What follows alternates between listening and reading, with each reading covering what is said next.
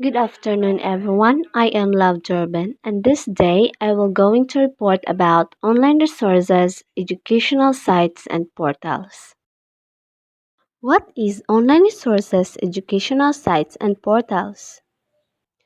Due to the recent pandemic, many industries worldwide are now adapting to the new normal scheme, one of which is the education sector.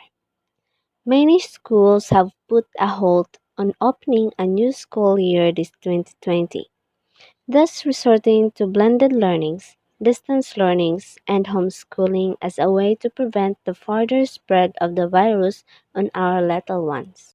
However, it still doesn't mean that learning has to also stop. Fortunately, there are various websites and online platforms that provide easy access to at home learning resources for students of various age groups and grade levels. Because of the event that our school is temporarily closed for an indefinite period of time, we use the online resources, educational sites, and portals today. Online resources, educational sites, and portals, they are websites that support different educational sectors by providing access to relevant information and tools to each group served. Instructors can find valuable educational resources to develop their teaching, and by using these portals, they enhance student centered learning.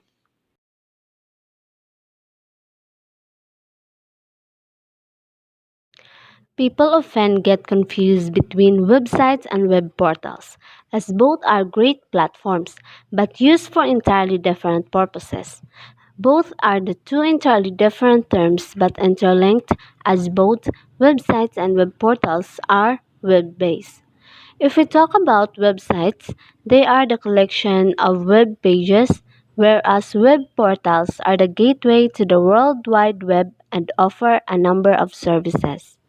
Websites are used to reach a large number of people, and on the other hand, web portals limit the number of users and refine them to a specific group of users.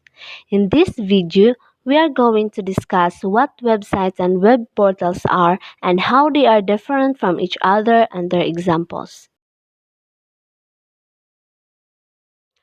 A website is generally an online representation of any business, but a web portal is user-centric.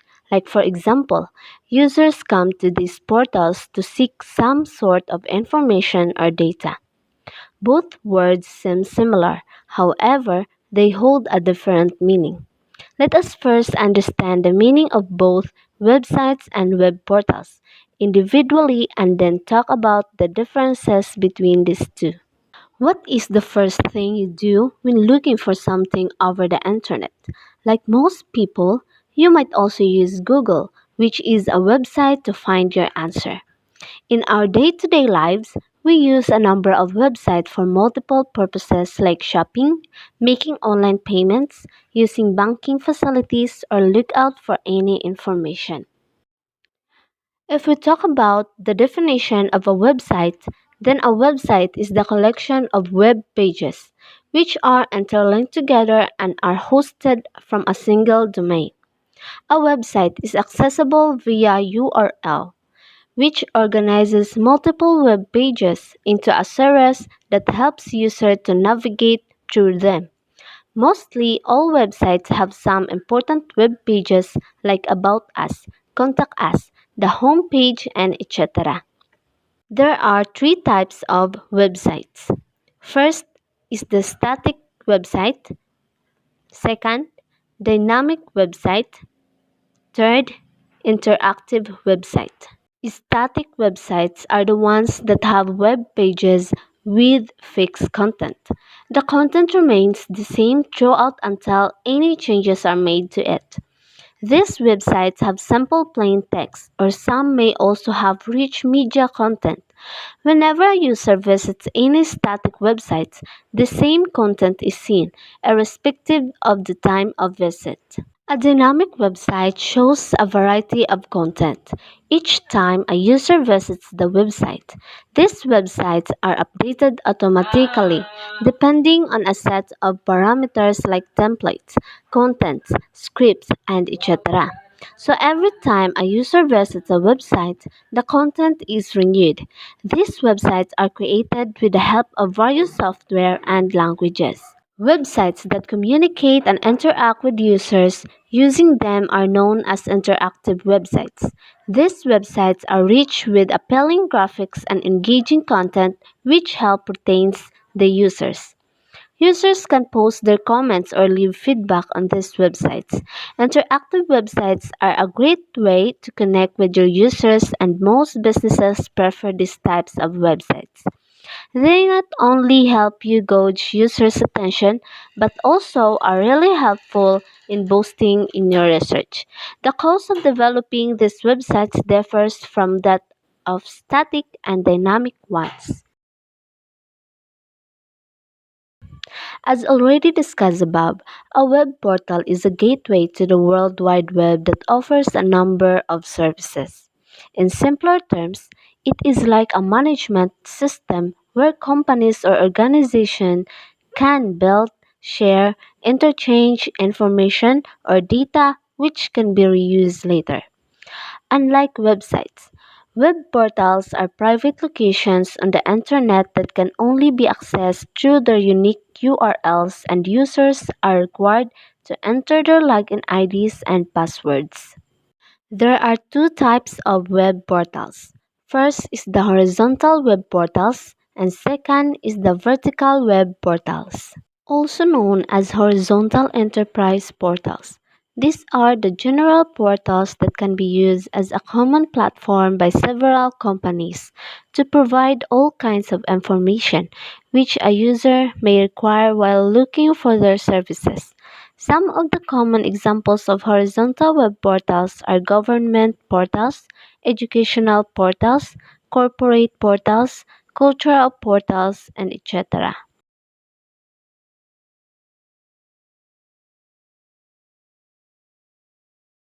Also known as vertical enterprise portals or VORTALs. These are the user-centric portals that provide information related to specific company, interest, or services. A user looking for information about any specific topic or about a particular company can find these types of portals helpful. If a business wants to share something specific related to their services, they can opt for expert and experienced web development services for getting vertical portal developed as per their business requirements. College portals, tender and bidding portals are a few examples of vertical portals. Now, coming to the differences between websites and web portals, both are quite different and can be differentiated in various aspects. A website focuses on attracting more users, whereas a web portal is for specific users.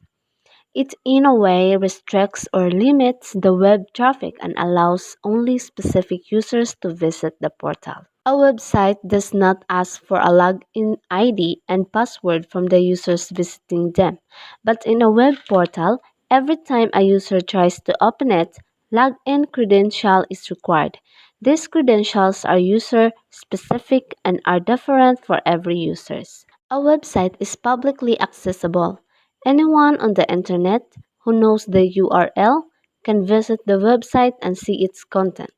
On the other hand, a web portal is privately accessible, and only members of the portal can visit and see its content using their login ID and password. The content on a website can either be dynamic or static, but if we talk about web portals, the content is dynamic, and every time a user visits these portals, the content changes. Funbrain is an educational browser game website for children and adults. It was on the site that Diary of a Wimpy Kid was first published before being turned into a successful book series and movie franchise. The website was founded in May 1992 and is owned by PopTropica Worldwide, a division of Family Education Network. The current publisher is Jess Bralier. The company said the site has 65,000 teachers registered, 35 million visits per month, and 60,000 page visits per day, and provides mathematics and kid-style games. For the overview, created for kids preschool through grade 8. Kids, teachers, librarians, and parents have enthusiastically turned to FunBrain for its free educational games, online books, and comics. Games provide educational development skills in math, reading literacy, and problem solving. Primary features: accessible for kids, teachers, librarians, and parents with more than 100 interactive games. The website is organized into several categories. Children can choose their area of interest. It will provide parents advice, teachers resources, and homework help. The playground helps parents introduce their preschoolers to the internet. Easily directed back to the homepage by clicking on multicolored title FunBrain, and the website is Kid Safe certified. Educational benefits. Confidently encourage students to use FunBrain during free time in class. Students will enjoy an educational and safe online experience, and it will build on what was learned in class and acquire new skills in reading, math, literacy, and problem solving. Website evaluation has organized into several categories which direct the viewer, and it has the main page where the math arcade, reading, fun arcade, playground, featured activities, and books and comics are there. And also, it has a smaller tabs include more games for the kids center, just like click here, more fun, and how to play options. And also, the bright colors, animations, and sounds make Fun Brain interviewing for all students. In the website evaluation, it will promote learning in an engaging way. And what students doesn't like playing games? Educational games to help students acquire new skills and reinforce prior knowledge. More than 100 interactive games to choose from. Fun Brain Help. No guide on the website, but the About button is extremely informative. Parents' page and Teacher's Home is designed to inform the viewers about FunBrain, and how to play directions are displayed before playing each game. For the overall, FunBrain allows students to interact with technology in a positive way. Intentions to deliver a fun and safe learning experience for preschoolers through grade 8. It will promote learning. It will organize an easy to use website for students, librarians, teachers, and parents. K-12 Resources is a web page devoted to helping you discover valuable information about the economy and jobs that you can share with your students. K-12 Resources. The Council for Economic Education has a collection of resources for K-12 educators and students. Is a premier source of classroom-tested, internet-based economic and personal finance materials for K-12 teachers and their students. Explore hundreds of free online lessons, videos, and classroom interactives easily searchable by concept, standard, grade level, and subject. Is a free service where teachers can securely administer assessments, gain real-time data, and measure student knowledge and understanding of economic and personal finance concepts. In 4 easy steps, teachers can use this service to analyze the efficacy of their instruction and modify their approach. Has top-rated print materials for elementary, middle, and high school teachers. Developed by CEE, our resources include student manuals, teacher guides, lesson plans, and curricula to support the teaching of economics and personal finance.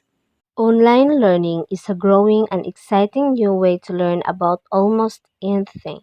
If there is a course you have always wanted to take or a skill you have always wanted to learn, but you have not had the time to attend a traditional face to face class, or there hasn't been an opportunity near you, then online learning might be your answer. Today's online learning opportunities offer everything from 1 hour live workshops to online degrees. There is virtually something for everyone. All you have to do is find it. However, learning online is different from learning in a face to face setting, and it is important to think about your goals, your needs, and your interests before committing yourself to something. You also need to think about the time you have available, your comfort living with using technology and the equipment that is at your disposal. As we all become more familiar with computer and computer access become increasingly common, online learning will continue to open doors and offer learning opportunities for those who are interested.